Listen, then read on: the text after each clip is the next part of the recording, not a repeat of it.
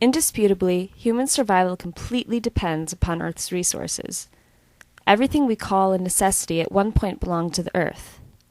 No matter how far removed we are from the process of extraction, the fact remains that our food, clothing, shelter, and technology were once embedded in the ground.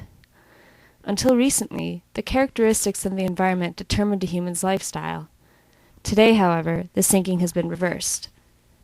Humans determine their lifestyle and then alter the face of the planet in order to meet those desires.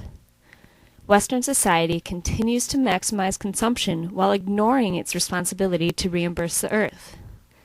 The devastating impacts of this philosophy are now evident worldwide, with indigenous peoples perhaps suffering the most. The Western need for cheap material goods often destroys the environment and lifestyles of indigenous cultures.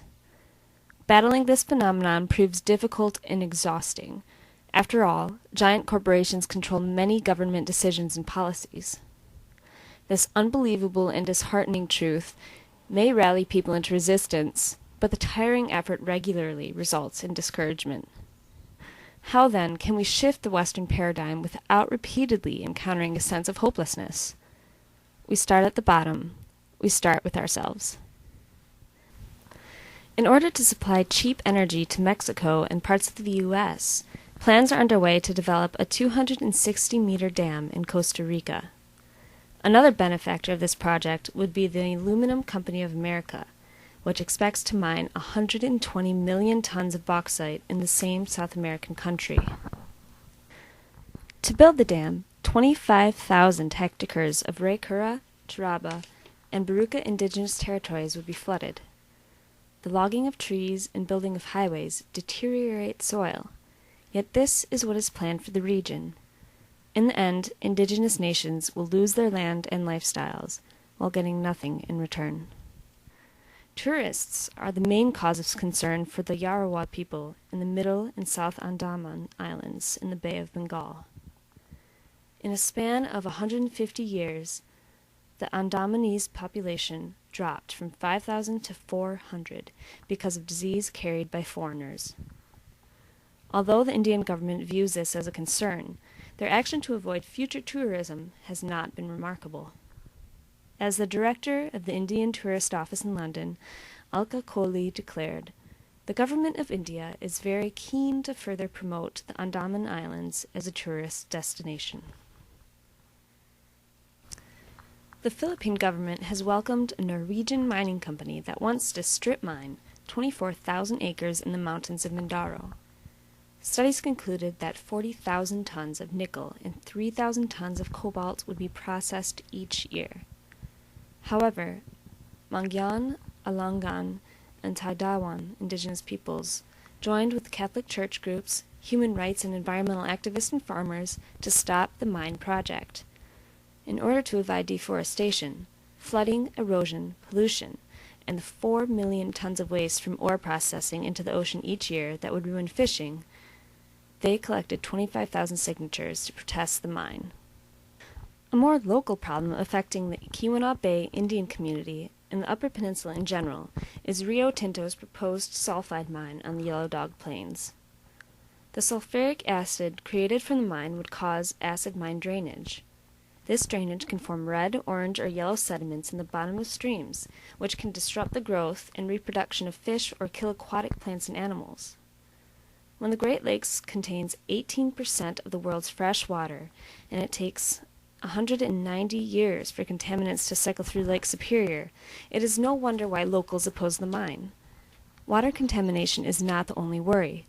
Rio Tinto plans to blast under a trout stream and through Eagle Rock, which is sacred to the Keweenaw Bay Indian community. So far, the effort to prevent the mine has been long and tiring. Recently, the DNRE has approved permits for the reopening of the Humboldt Mill, which would grind the ore from Rio Tinto's, also known as Kennecott's, mine. Overall, there have been victories for those opposing the mill, yet those who have been immersed in the controversy are showing signs of wear. It is difficult not to feel depressed and hopeless about these situations. Indigenous people striving only to keep their land and way of life must continuously battle large corporations. In this world of economic growth, Money is valued and power is given to those who have it. They cry out when their livelihoods are threatened and usually attempt to fight back. Those of us living privileged lives in developed countries may also cry out when those same powerful corporations turn their attention toward our homelands. Yet, how righteous are we when we fight against mines, but continuously purchase products made from nickel, cobalt, aluminum, and other materials? As long as we are part of the market economy, our power lies in our pocketbooks. Opposing a mine in the Yellow Dog Plains is admirable and necessary, but buying another iPod only ensures the existence of mines elsewhere.